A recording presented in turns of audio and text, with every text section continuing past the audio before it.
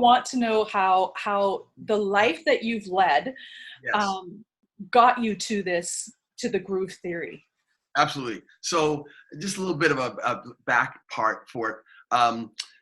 Sort of the transition. So I grew up in Canada, as you know, and I remember very specifically a certain moment. I was in my dad's office, actually, and back then looking around the room, and there's all the family photos are up and all that kind of thing. And then up on the wall were his certificates. And then when I saw his certificates, I realized I was going to make this really drastic decision in my life that was going to really kind of crush him a bit or a lot. And I mean, like many people, I was very active when I was growing up. I had been in sports, school, and my friends. I was really active. But as I transitioned to university, I noticed this. I was watching other people have a better ability to navigate and understand how to make these decisions and to figure life out.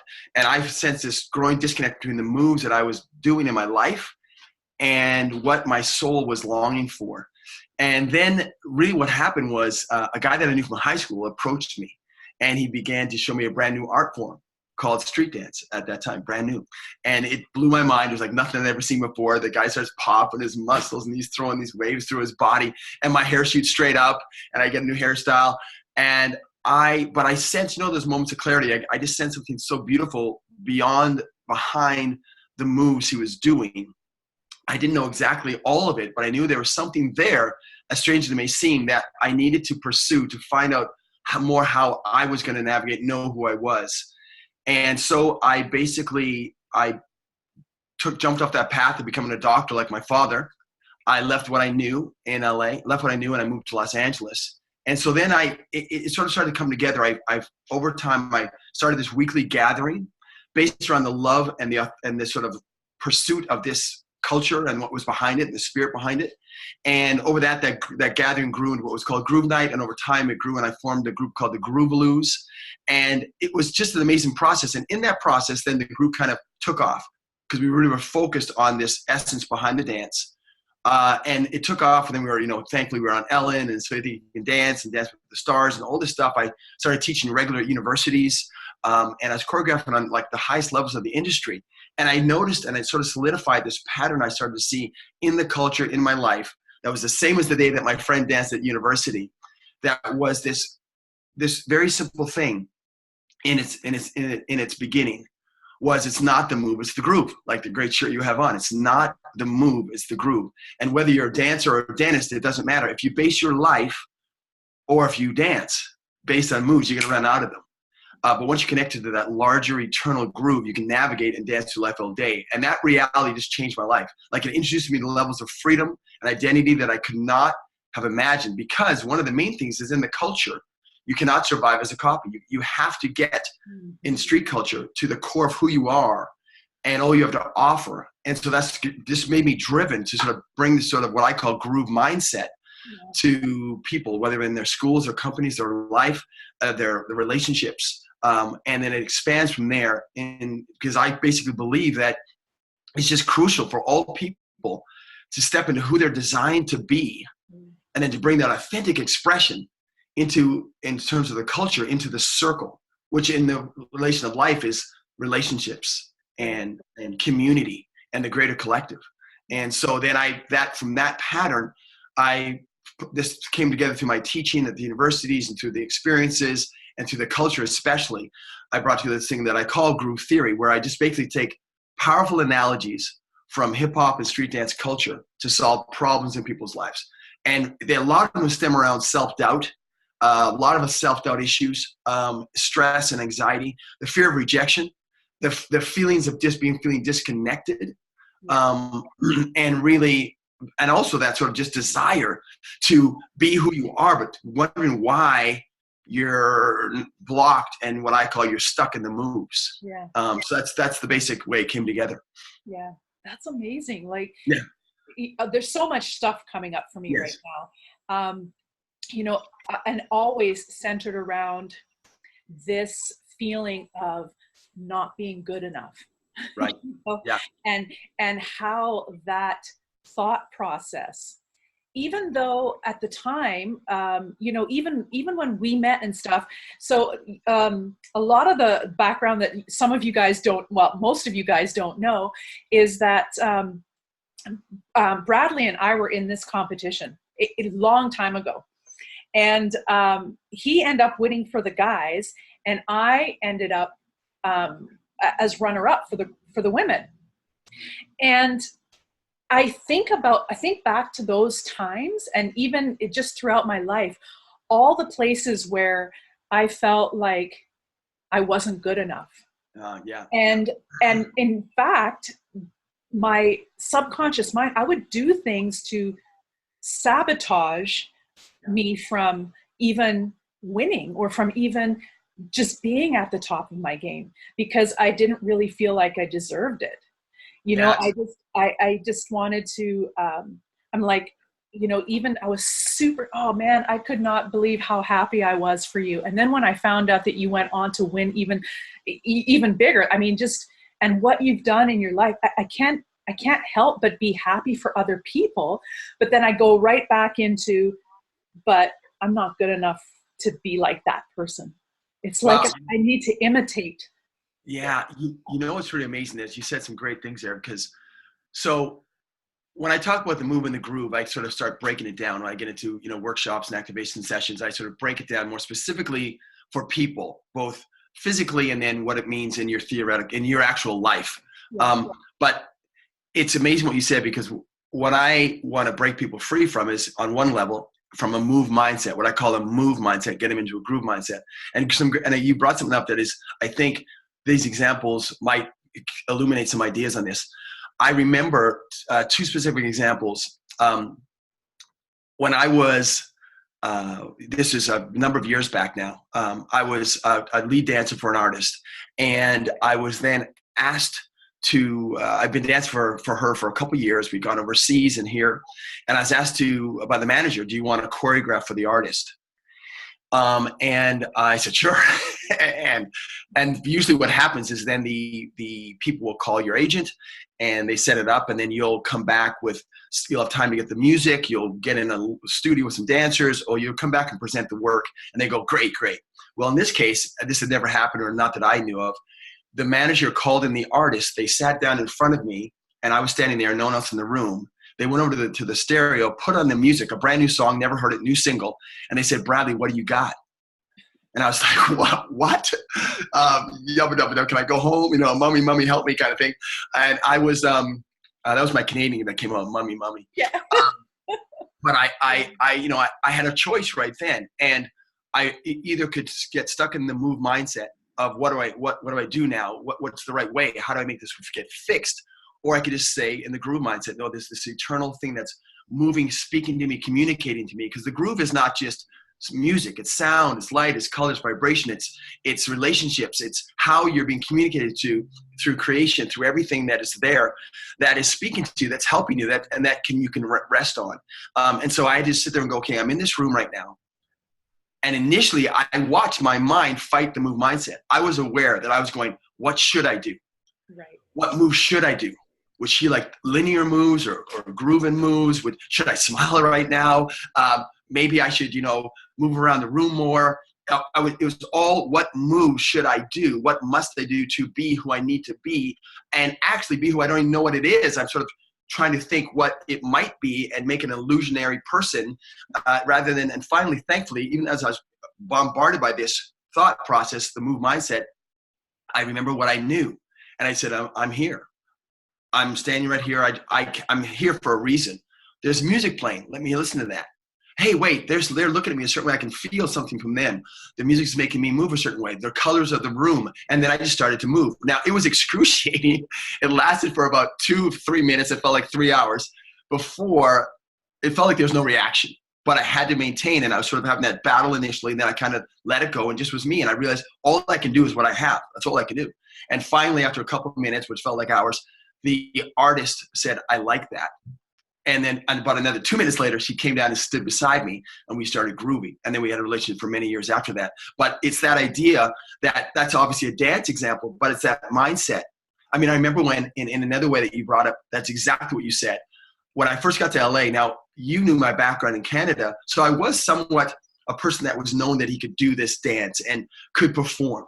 But when I got to the States, and even though I was starting to be known in the circles that way, in the actual physical dance circles, I mean, I was walking in rooms where it was the legends of the dance. People I heard stories about from Canada. You know, this guy's battled 20 people. That's Poppin' Pete. That's Boogaloo Sam. That's all these names of people. And I would walk in there and I'd feel good, get all dressed up for the night and feeling great, you know, go to the club. And I would walk in there and I couldn't figure out, but I would go in that middle. And it's something I get into further in my process because I go through the group mindset of stage 1. I go into foundations of freestyle for stage 2. And finally I get in the circle where it's a little deeper process. But when I had to get in that circle, I was aware again in a different way. I wasn't fighting my own thoughts. I was dancing and moving and I'd go, oh my gosh, he's here. He's here. Oh my gosh, he's here. I got to dance like this. And then I'd be dancing a little more. Oh my gosh, she's here. I know she likes this. She likes this. And I was trying to read their minds, which is insane. But Yeah. we all do this. Yeah. It's this thing that overtakes us where we are what I call later, as I say in stage 3, get in the circle, where we are riding the edge of what I call imitation. And we're sort of hovering there, looking into the center, but not fully giving into it. We're in that comparative state or in that condemning state. We're either beating ourselves up by how we don't measure up, or we're going, how can I be like them? And realize none of that's the answer. The one thing that I talk about that I just think is so powerful for people to know is that circle, and this is stage sort of part 3 of when I go through my process with people. Part 3, we say get in the circle, which is obviously a real circle in terms of the culture, but in terms of your life, it's any time in life when that focus turns to you. When people look at you at a meeting or in your life or in your relationship or at work, and they kind of go, well, Karen, what do you got to say about this? What do you have to offer? And you can totally lock yourself in and put your blinders on. But the thing is this, the reality of that circle and that actual real place is that there's this focus there.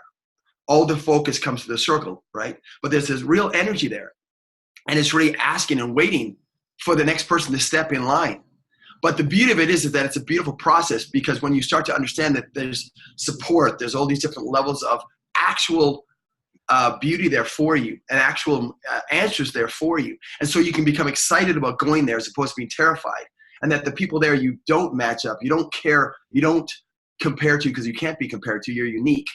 And it is a thing you have to learn through. But as you step into that, once you step in there, you realize, this is one of my big statements that I'll make, is that you have nothing to prove. You have nothing to prove. We live in a world where you've got to prove all the time in your mind. And I know I've lived there. You kind of, he's proven that he's this. But in a sense, you can't prove yourself. You might be able to prove you can run a 10-minute, a 6-minute, a 4-minute mile, but you can't prove Karen. I can list all my resume credits, but I can't prove to you I dance well, because I might dance and you go, he sucks. Oh, I don't like it. It's not my cup of tea. I can't prove my essence, right? I can't prove that. But the groove, you can, so you let that go and you realize I can only offer. But the beautiful thing about that is you always have something to offer. Yes. You always, always, always have something to offer. It's like a gift. You can't make them love it. You let go of that idea, but you have to offer an opinion, a reaction. And once you have more confidence in that, you're okay with the response, because you know it doesn't affect who you are now becoming. So anyways, I went off on that, but that's sort of really some good examples, I hope, in terms of that process of thinking about it. Wow. No, that's beautiful. I actually did a post, I think yesterday or something, that talks about this idea of attachment. And attachment being the root of suffering. Yeah. And why we can't push further, because we have this attachment to what we think it should be, what we've made up in our head. We created moves. We created moves of it. We've created a move of what it looks like. Yeah. Yeah.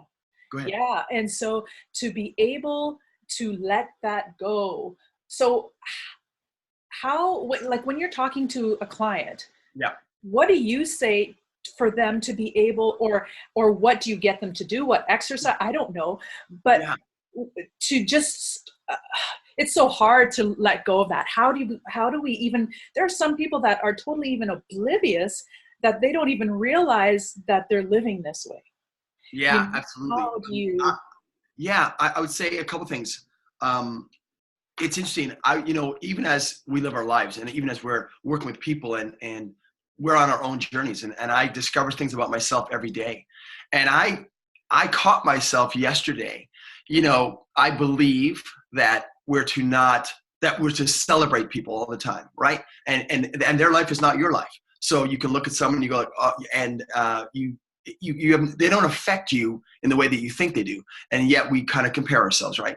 And so I was in a certain mood, whatever happened, but I was looking at scrolling through stuff, and I caught myself for a second, kind of, it was a friend, and they were starting to do some stuff, and I heard and I could tell that part of me felt like as they succeeded, they were moving away from me.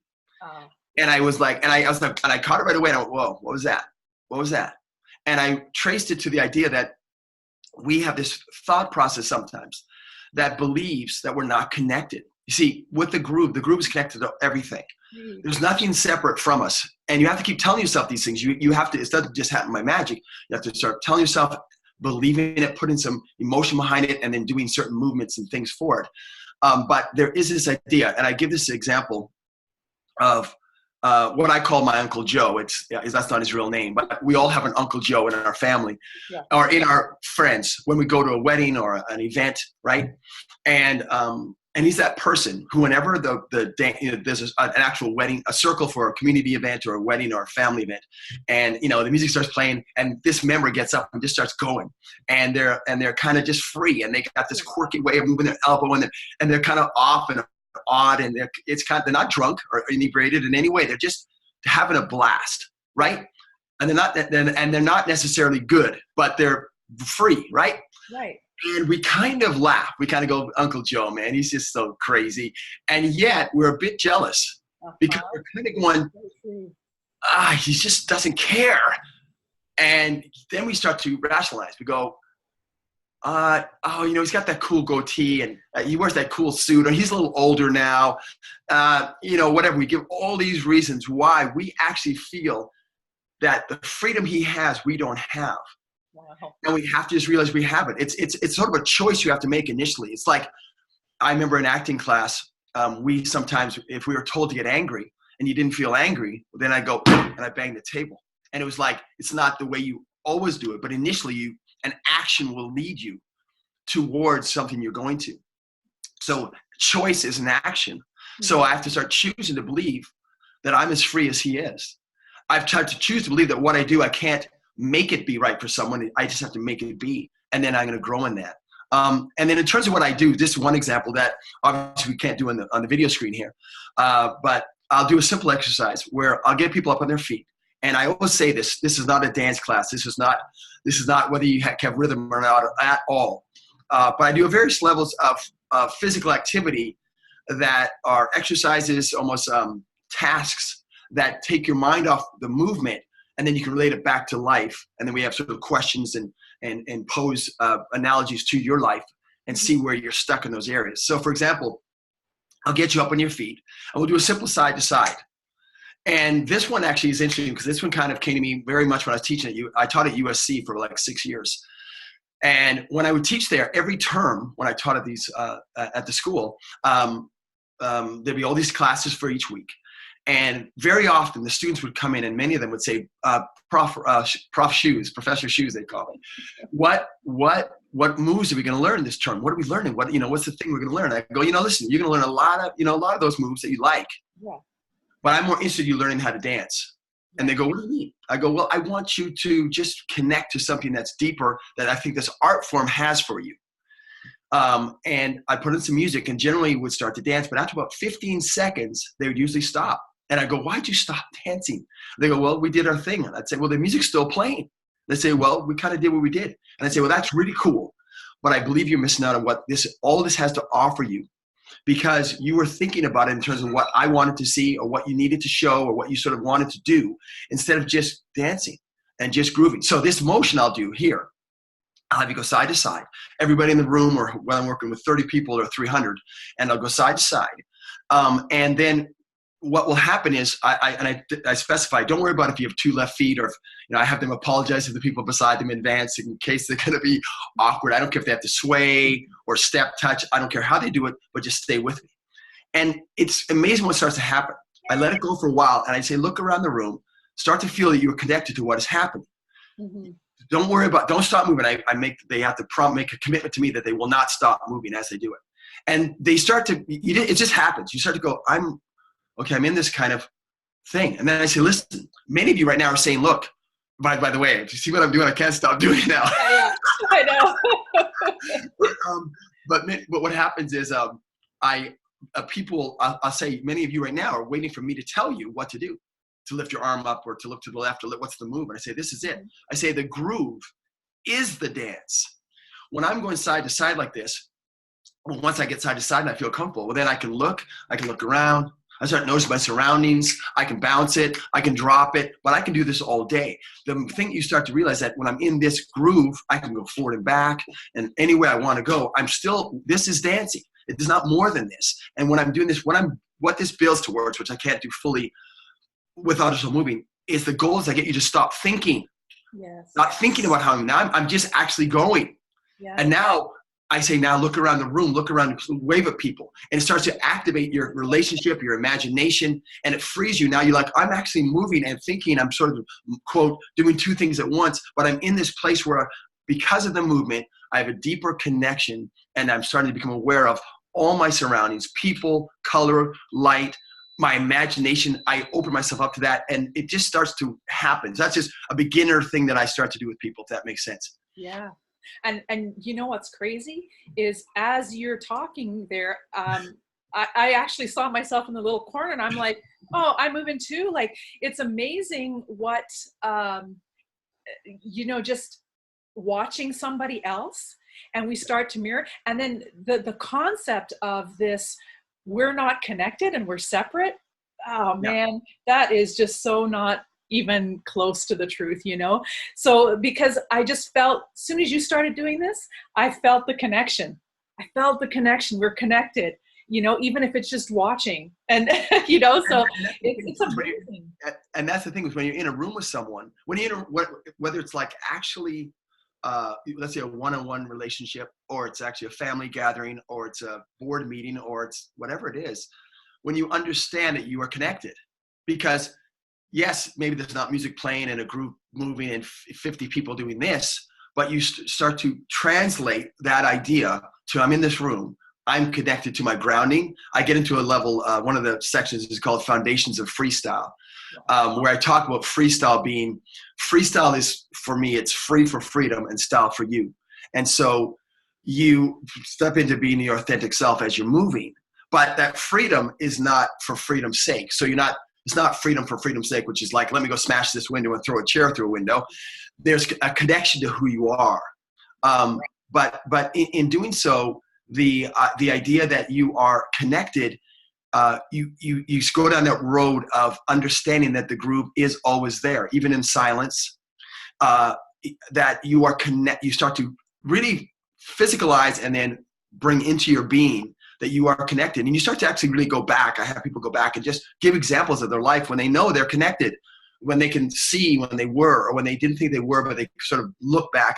Like, I forget who said this.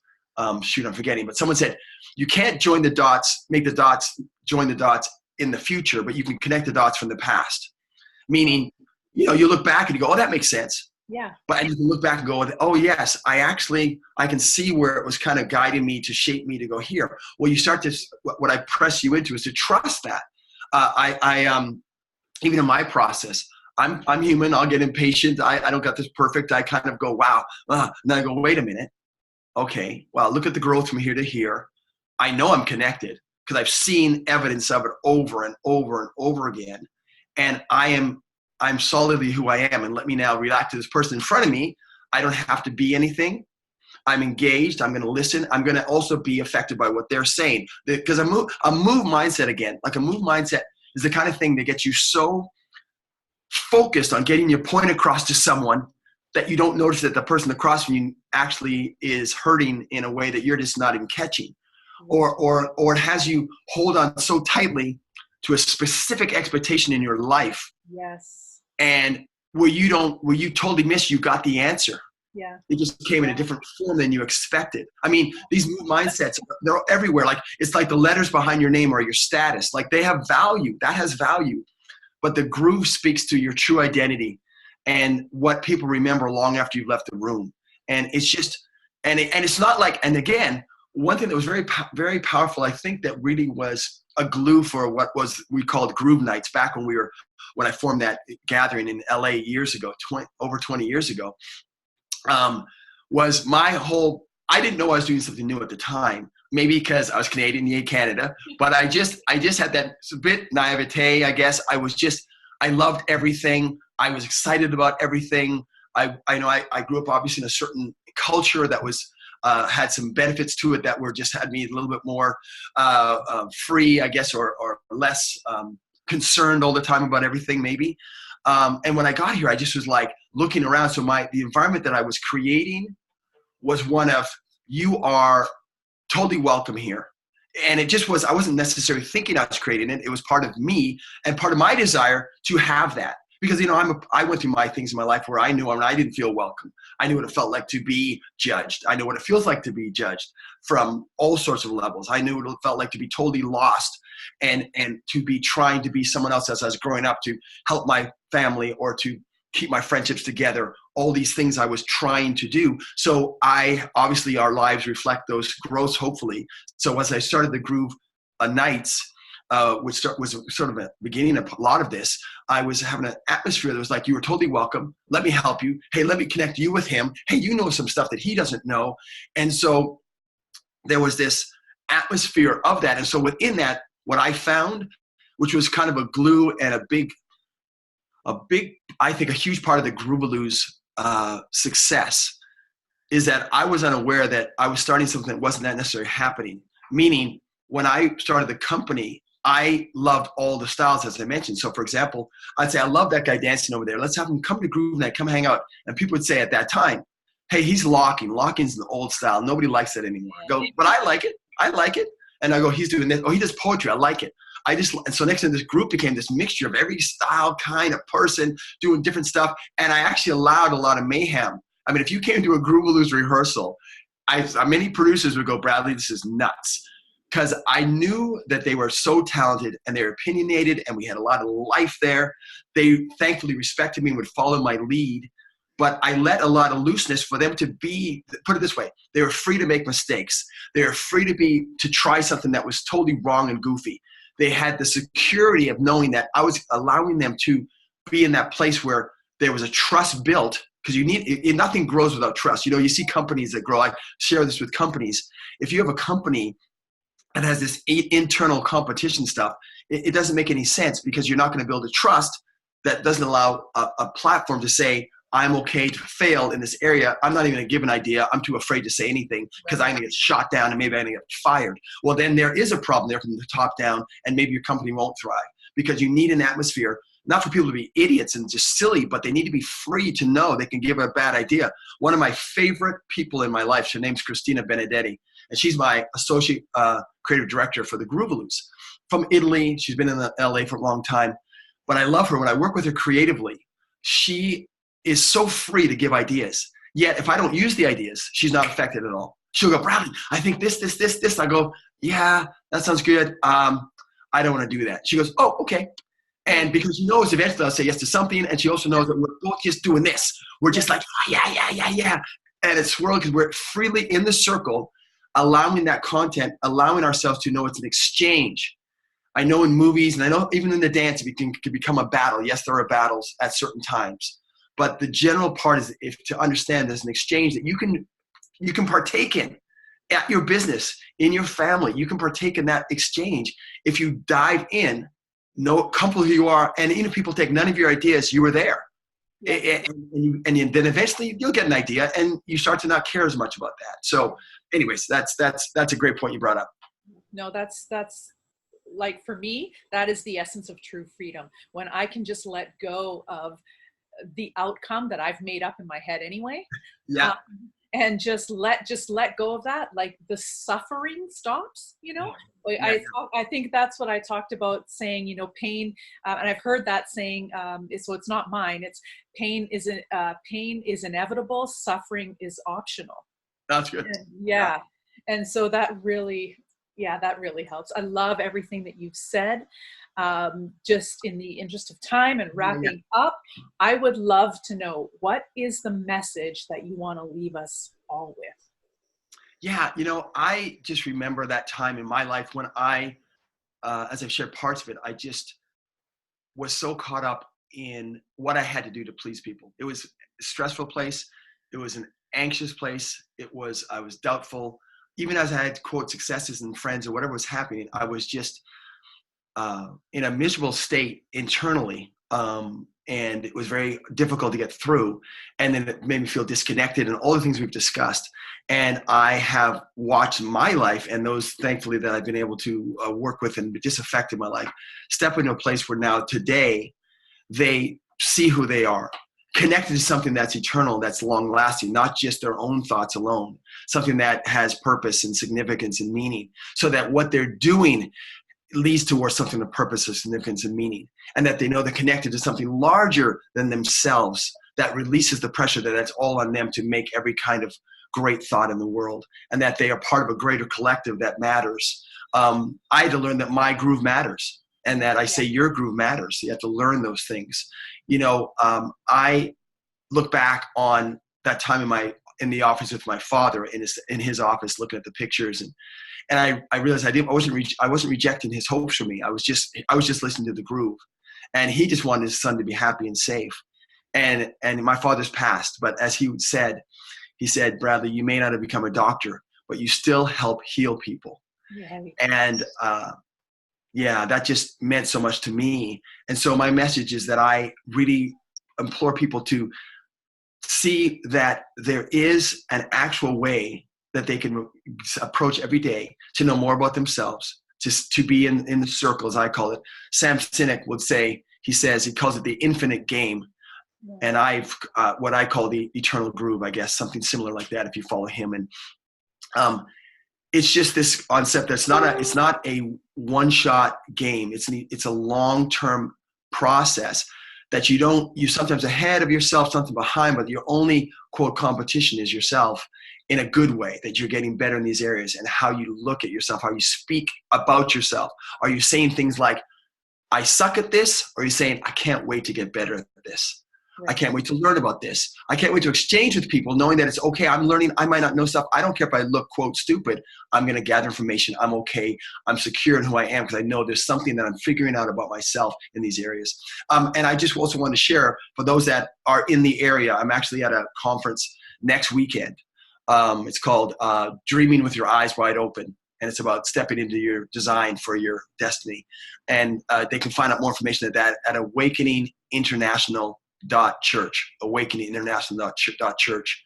And then, as gracefully as you've done on my website, bradleyrapier.com, you can join my website, my mailing list. And I'll send you like a PDF on some groove essentials, and you can find out how to get a t-shirt like Karen's. But I really,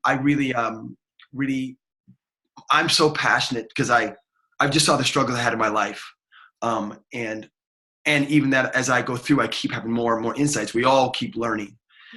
And I know how strongly these actual activations and these processes of the groove have meant to me and others as a vehicle. And I believe it will work for many people. Everyone will have their lane, but regardless of what lane, whether it's my lane or Karen's lane, we're all connected. We have to collaborate on this. This is not Karen or nothing, Bradley or nothing, whoever or nothing. This is everyone. Our desire now, which is beautiful in this world now, we're leaning and moving into an idea of, I believe, that people are searching and finding for, how am I connected? What is a different meaning for me? What journey am I on? How do I have significance in this world? What is out there? Know that the groove is there. Know that it's coming to you in all different forms. And there's a way for you are connected. You're not distant from me or Karen or people you see. You are connected to that same idea, and it's going to come to you in different forms, and you can celebrate that and then be who you are in total confidence. Wow. Well, you closed this so beautifully. This is the essence of what embracing your beauty with unlimited possibilities is about. This is what this group is about, to get just regular people, me, you, just to just share our story, and because your story matters, and it matters to somebody. You're going to be able to reach people that I will never be able to reach, and vice versa. So I'm just so glad that you took the time out to invest here in us, in our people, and in this community. Bradley, it's always a pleasure. Thank you so much. And I have recorded this, so I will be posting this in other places too, but I just think the message is so important. And when you said in the area, what is the area for our listeners? Oh, sorry, in what area? Oh, in the area. Oh, yeah. For the conference? Yeah. Oh, yes, that's right. I'm in California. It's down, it's in the San Diego area. Okay, perfect. Thank you. Because I know we do have listeners that are that's right. That's right. Yeah, it's around the corner. You don't know around the corner. It's just right over here. Perfect. Well, so much love to you and your beautiful wife and the kids. Take care, and thanks again. And we wish you all the best in this continued journey of yours. Thank you so much, and just keep grooving out there. As I say, keep grooving, get in that groove mindset. It's not the move, it's the groove. If that sticks in your mind and helps you in the day to look at any part of your day and go, what move am I stuck in right now? Where am I not free right now? Okay, I can choose right now to connect to the groove. Try it. Start trying it. Yeah. Awesome. I will. Thanks, Karen. Thank you. Okay, bye-bye.